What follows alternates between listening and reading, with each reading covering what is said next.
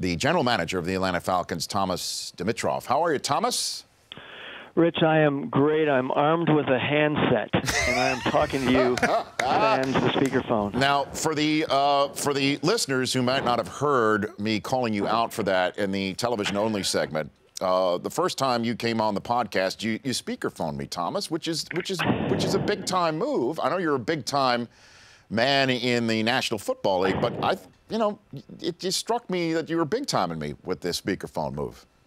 I would never do that. I don't think I was on the ball there. I think I was just in a totally different mode. But no. I've learned my lessons as I've learned this year in the last few years, right? As I'm growing and maturing in this profession. You are. So yes. I mean, how else does one go from the scouting coordinator of the Saskatchewan Roughriders to your current position today, Thomas? How else does somebody do that if not you, right? It's you know what, it's all about understanding how to be edified, and you helped edify me, so thank you. You bet. The general manager of the Atlanta Falcons, Thomas Dimitroff, who phoned in year after year on the podcast version of this show to tell us how general managers and those in your position get ready for the combine. So where are you right now as you and I are talking in preparation for the event that starts in a couple of days? Well, as you know, I mean, it's been a really busy off season for us, and actually a very encouraging off season through the hiring of Dan Quinn. Really excited about that. I've spent a lot of time with him over the last 2 weeks. And where we are right now, interestingly enough, the entire coaching staff is really digging into our roster and juxtaposing our roster at their position-specific areas to what could possibly be out there in the draft and at the combine. Dan and I are doing a lot of that behind closed doors, and we're spending a lot of time talking, again, about our roster, about what's out there in free agency potentially, and what's out there potentially in the draft. And we do a lot of, as I've mentioned before, a lot of juxtaposing of talent. And that's one of the things that I really like about this time of year, because you have an opportunity to really compare, and find out who the apples-to-apples comparisons are. And I think that's very important. Being able to talk to Dan about what his defense is and what we're going to do offensively and really drill down on the specifics is very, very important to our organizations moving forward. Now, do you have in mind, I would never ask you a specific name because you'd never answer it, but do you have in mind somebody that right now, as we're talking, you think if that player happens to be available later on in late April, you're going to take that guy? Have you circled somebody? Have you written somebody in pencil, Thomas? Interestingly enough, we definitely have. We have actually more than one. Fortunately and unfortunately for us. Fortunately for Dan, he's coming in with the 8th overall pick. Unfortunately for the organization, we had a year last year that put us in the 8th pick. But I think it was one of the reasons why a number of these coaches were very interested in this job, not to mention a few other things, i.e. having a quarterback and a receiver and a left tackle. I think the idea of having the 8th overall pick is really exciting. It allows us to look and say, wow, we have a handful of guys that we think are viable options for us, and we're quite excited about it. So when do you start putting a draft board together, Thomas? When do you do that? Well, I mean, that draft board starts, it really starts around now for next year. So it's basically 14 months out.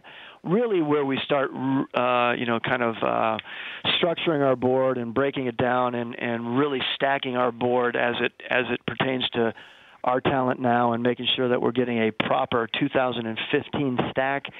It really starts going on in December. We have position meetings then, and then we have position cross-check meetings in the beginning of February. So we have really started to refine our board, and we're getting to a spot where over the next couple months we're going to be in a really good spot where we feel completely dialed in as per what we need and want for these new systems that are coming into Atlanta now. Thomas Dimitroff, the Falcons general manager, joining me here on the Rich Eisen Show. Perhaps the most important parts of the combine are the ones that are not televised. The medical, although one day maybe that will be a show on NFL Network. Who knows? Everything is content. And secondly, the interview process. And I know for sure we would be all over that, but you need to have your own set of privacy. The interview process of all the kids, you've already targeted the kids that you are going to be interviewing in Indianapolis already, Thomas? Right, Rich. That interview process is huge and very, very important for us. It gives us an opportunity to actually strike at these guys early, right? Because we'll be going out in the spring as well, following up on a lot of the people that we're interested in. But this gives us an opportunity to take our 15 minutes or whatever it may be, different times, different places within the combine realm, and really break down and start to get to know these guys and understand what their personalities are. How they communicate, their characteristic. It's a little bit of a drive-by. It's not long and in-depth like we might have when we bring the players into our organization or into our building later on in the spring, but it gives us a nice snapshot to go forward on. And any of the guys that we may have tagged right now to be guys that we have to ask the difficult questions, the combine is where we start that process, and we really start drilling down on these players and asking them, again, the difficult questions, whether it's character issues or other issues that seem to go against the grain as far as what we're looking for. And it's really, really valuable for us during the combine to start that process. And it's unique, Thomas, because, again, for those who may not know, it's done in a hotel in Indianapolis, on the ground floor of a hotel that throughout the rest of the year, the other 51 weeks of the year, is there for you to go with your family and go and hang out in this hotel. And you take over a room in the hotel and reconfigure the furniture in there, right? I mean, how walk me through what your hotel room / interview room looks like to make sure that it's set up maybe in a way that's not only just comfortable for the kid, or maybe make it uncomfortable for the kid, Thomas? Well, I would say, yeah, we definitely do that. We go in and we have an idea about how we want to go through the interview process, and some of that has to do with how many people you actually want in the main interview room.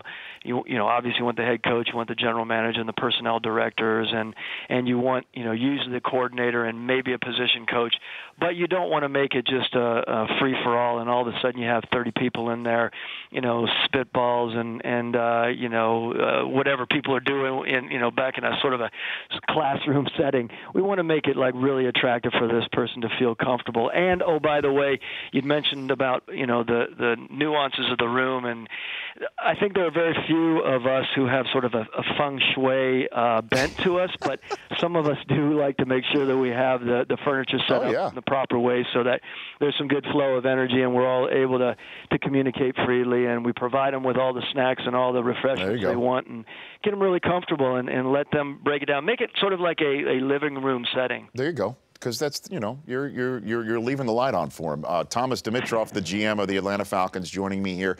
So the red flags that say somebody like Jameis Winston has, how would the Falcons view somebody with an off-the-field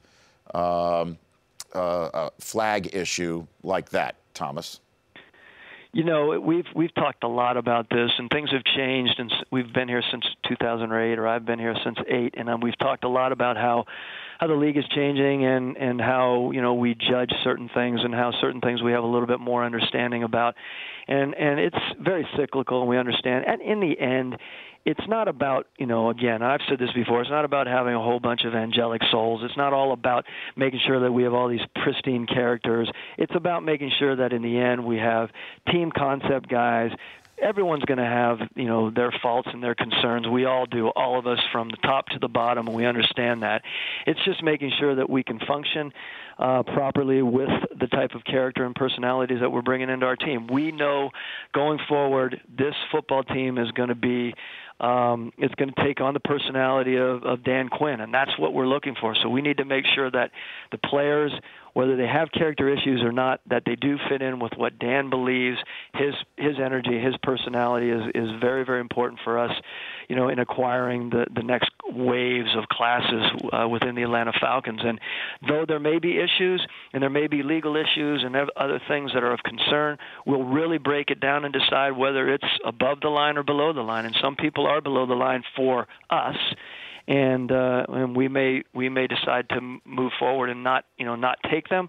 Other guys we would consider, and we would look to make sure that we have a plan to help get them directed in the right way. And you mentioned the changes that went down, the flowchart changes that have been set up there by Mr. Blank in the offseason as well, involving you, Scott Pioli. How has your role changed at all, if at all, Thomas? It's there's been a lot said about it, or a lot inferred and insinuated, but basically our situation here is our approach and Mr. Blank's approach was to make sure that we were utilizing all of our talents most efficiently. And Scott Pioli, as the assistant general manager, has also taken on the diurnal or day-to-day duties of the personnel director as well, which is important for us. It's important for Scott to be able to utilize his talents as far as crossing the T's, dotting the I's in the processes of personnel. Ultimately, I will be very, very involved with Scott, and obviously Dan and I are extremely involved right now in game planning for how we're going to put together our team.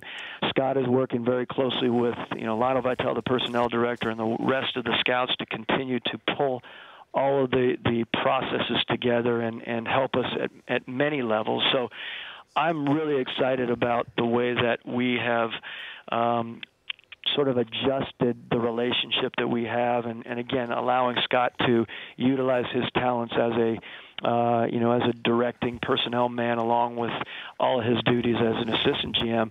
We work together very closely all the time, and now add Dan into this. I think we're going to have a very strong setup as far as, helping the team build here. It's very, very important for us. I got 60 seconds left with you, Thomas. You and Scott have, obviously, as everybody knows, DNA from the Patriots. They just won their 4th ring of the Brady-Belichick era. How do you and Pioli, what do you guys think when you see that happen, Thomas? Well, I think it's something that I think anyone who has actually come through that process there and learned through Bill and the Patriot paradigm feel really, really good about having that in their quiver, in their background. And I think it's something that I think you're always proud of, that system and how they do things, and having been a part of it. And you hope that you're able to actually feel it again. There's nothing like the euphoria of hoisting that trophy. And I think when you get away from it, you realize how incredibly good it feels to win game in and game out and season in and season out there as they do in New England. You realize you would love to implement certain things that would allow you to do that in your own organization, i.e. the Falcons, and we continue to drive and focus on what we need to do to help become a championship football team here. Thomas, thanks for calling in. I appreciate it. We'll see you in Indy, okay? I look forward to seeing you. Thanks, Rich. I hope so. That's Thomas Dimitroff, the general manager of the Atlanta Falcons. The Rich Eisen Show, weekdays at noon Eastern. On Audience.